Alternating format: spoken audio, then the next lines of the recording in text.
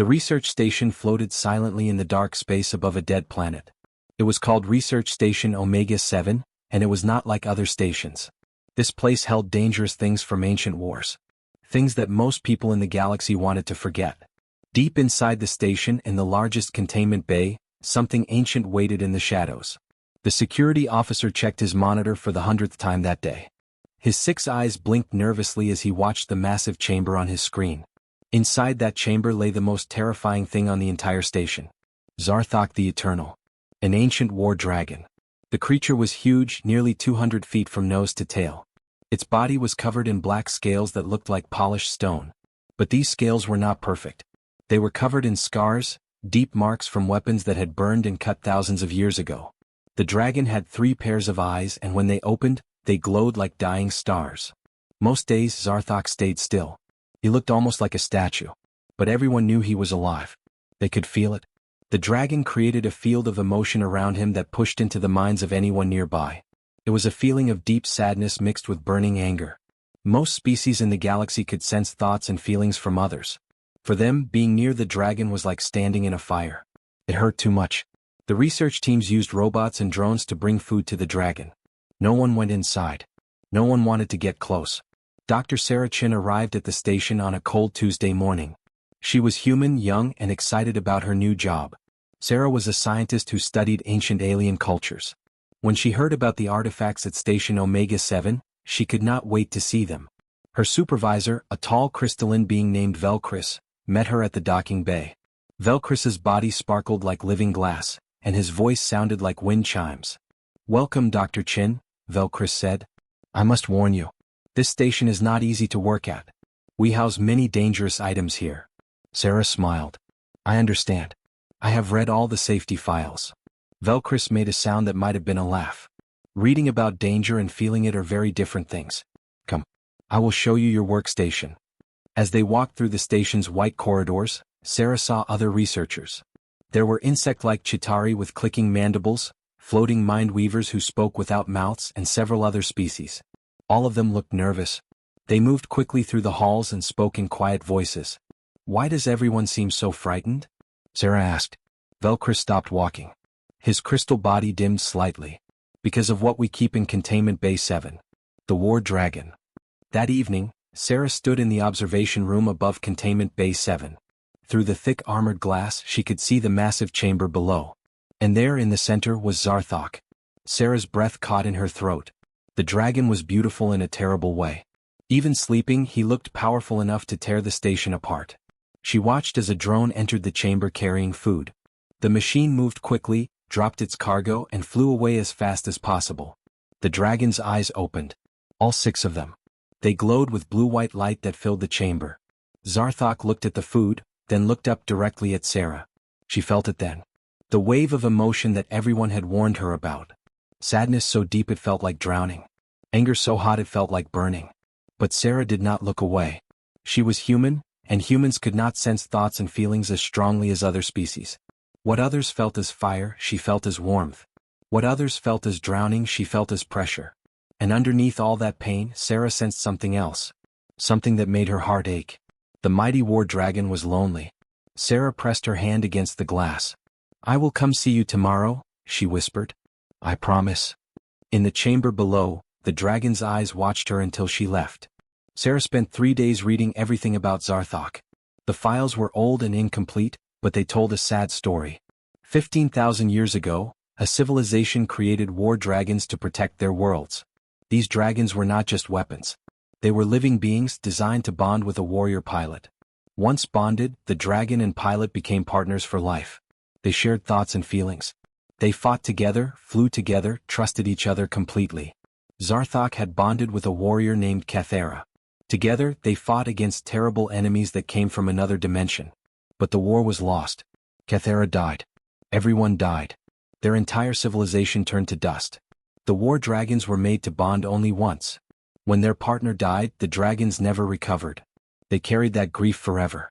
Sarah closed the file and wiped her eyes. Now she understood. Zarthok was not angry because he was evil. He was angry because he had lost everything and everyone he loved. For 10,000 years he had been alone with his pain. The next morning, Sarah went to Velcris's office. I want to enter Containment Bay 7, she said. Velcris's crystal body flashed bright red. Absolutely not. The dragon's psychic field will destroy your mind. Every species that gets close to him experiences terrible pain. Sarah shook her head. I have been reading about this. Humans are different. We do not have strong telepathic abilities like other species. We will not feel the psychic field as intensely. You will still feel it, Velcris warned. And if you make him angry, he will kill you in seconds. I accept the risk, Sarah said quietly. That dragon has been treated like a dangerous object for thousands of years. Someone needs to treat him like a person. Velcris stared at her for a long moment. Finally, he gave permission. 2 hours later, Sarah stood at the entrance to Containment Bay 7. Behind the observation glass above, every researcher on the station watched. They thought she was walking to her death. The massive door opened with a hiss. Sarah stepped inside. The chamber was enormous and dark.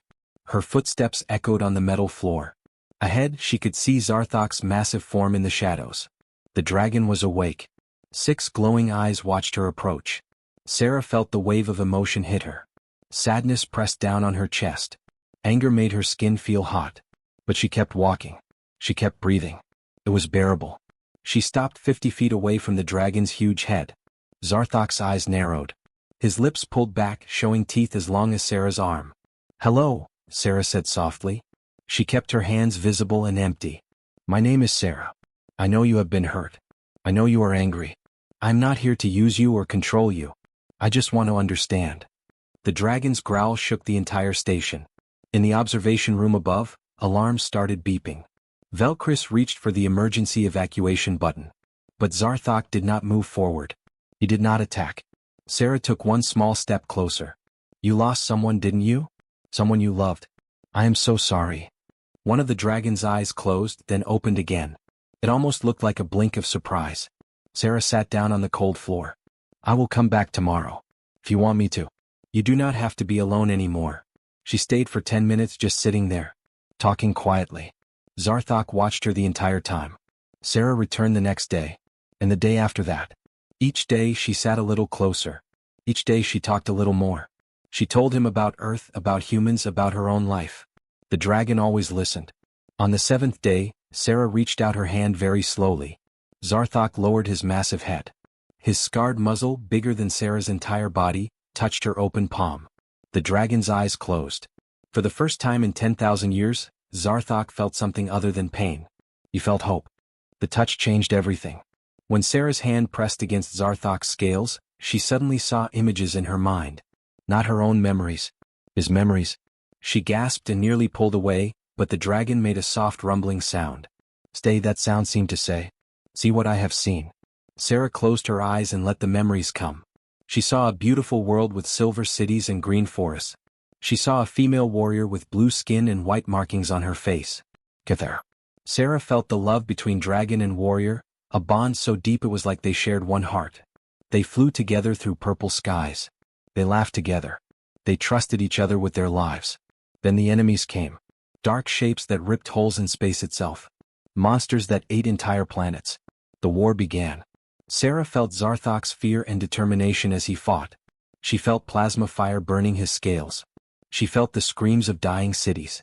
And then she felt the worst moment. The moment Kethera's life ended in an explosion of light. The pain of that loss hit Sarah like a hammer. She cried out and the connection broke. Sarah fell to her knees, tears running down her face. I am so sorry, she whispered. I am so sorry. Zarthok lowered his head beside her. His massive body curled protectively around the small human. That night, Sarah went to Velcris again. Her eyes were red from crying, but her voice was strong. Zarthok is not a threat, she said. He is a veteran. A soldier who lost everything in a war. Other species have tried to study him, use him, control him. They treated him like a weapon. That is why he is angry. He deserves better. Velcris listened carefully. What do you suggest? Let me continue working with him. Let me show him that not everyone wants to use him. He has been alone for 10,000 years. That is enough. Word spread quickly through the station and beyond. The crazy human who befriended an ancient war dragon became famous across the galaxy. Scientists and military officers sent messages asking how she did it. News broadcasts showed footage of Sarah sitting beside the enormous dragon, talking to him like a friend. Sarah spent hours every day with Zarthok. She discovered he was incredibly intelligent. He could not speak, but he understood everything she said. He would nod his great head or make different sounds to communicate. Sometimes he shared more memories, showing her his old world, teaching her about his people. The dragon's personality emerged slowly. He was gentle with Sarah, careful not to hurt her with his massive claws. He enjoyed when she read to him from her data pad. He even seemed to have a sense of humor, once knocking over a service drone that annoyed him. But Zarthok was also protective. When other researchers approached Sarah too quickly, he would growl deep in his chest. His eyes would glow brighter, warning them to be careful with his human. Sarah was his now. And he was hers. 3 weeks after their first contact, everything changed. A military ship docked with the station. Admiral Crick stepped out, a tall crystalline being with sharp edges and a cold voice.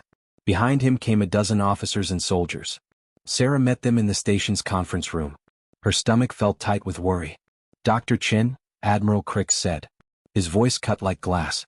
"We have been watching your progress with the War Dragon. The Coalition has an urgent need. The Ravager swarms are winning battles across 3 sectors. Millions are dying. We need weapons. Powerful weapons." Sarah's hands formed fists under the table. "No. I was not asking for permission," the Admiral said coldly.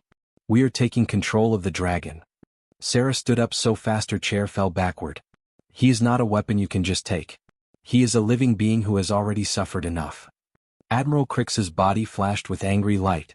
"Millions of people are suffering right now. Your feelings about one creature do not matter.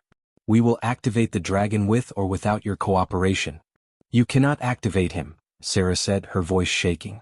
"He is not a machine. He chooses whether to fight or not." "Then we will make him choose correctly," the Admiral replied. Within an hour, military technicians filled Containment Bay 7.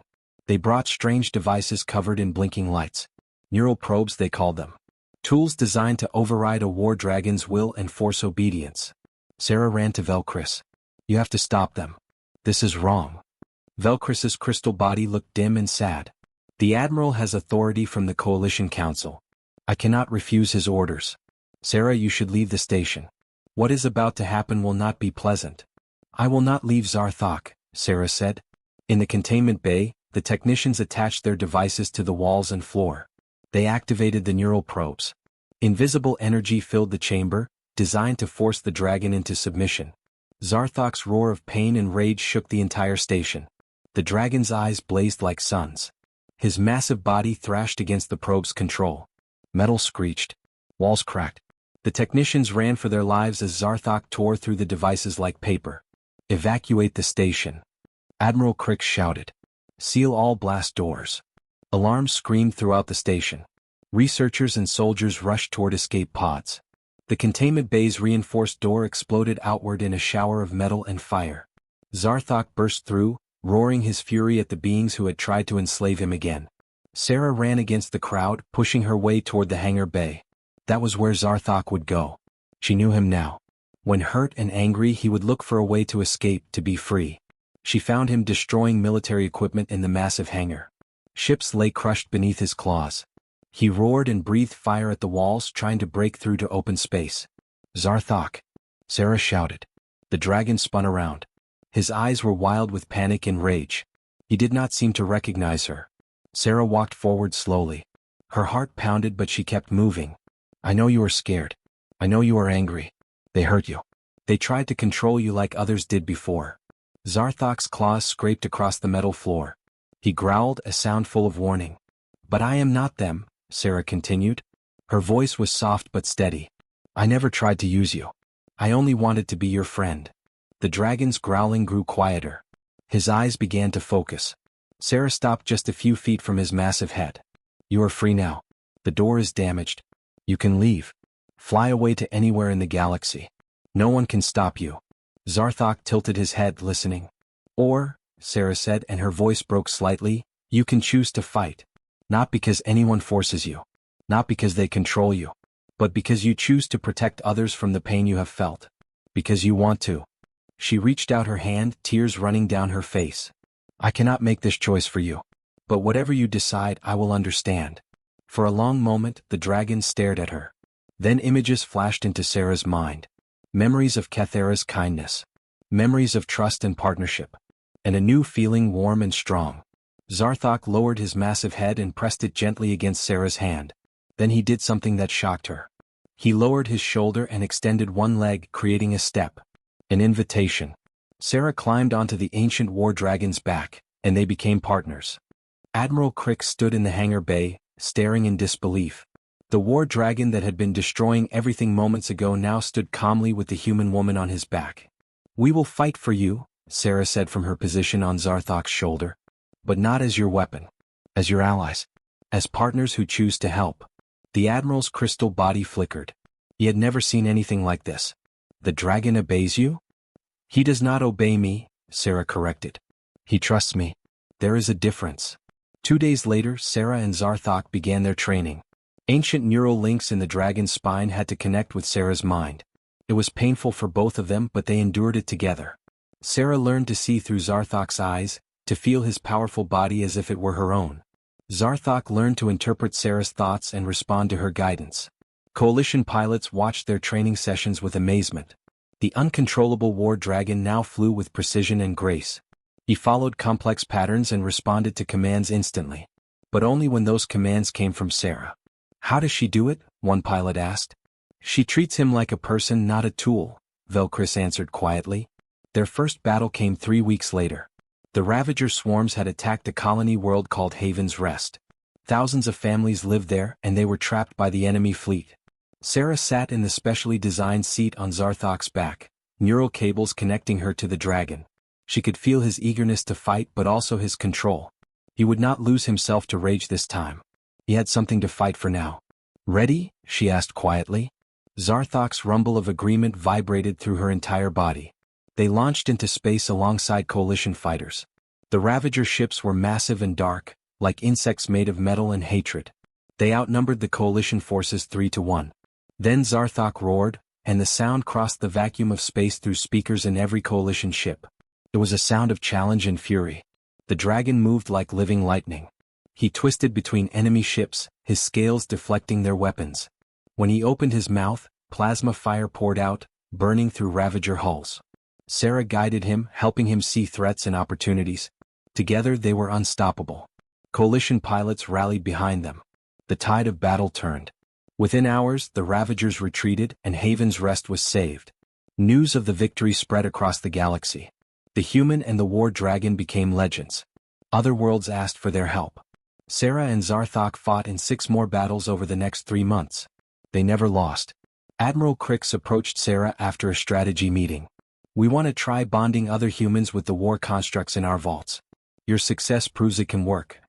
Sarah shook her head firmly. "You cannot force a bond. You cannot rush it. Zarthok and I connected because I gave him time, respect, and choice. If you try to control those other constructs, you will fail." The Admiral was quiet for a moment. "I underestimated humans. And I underestimated compassion as a strength." Months later, Sarah and Zarthok visited the memorial site of his old world. The planet was still dead, but a monument had been built in orbit. Names of the fallen were carved into floating stones. Sarah climbed down from Zarthok's back and stood beside his great head. They looked at the memorial together. "They are not forgotten," Sarah whispered.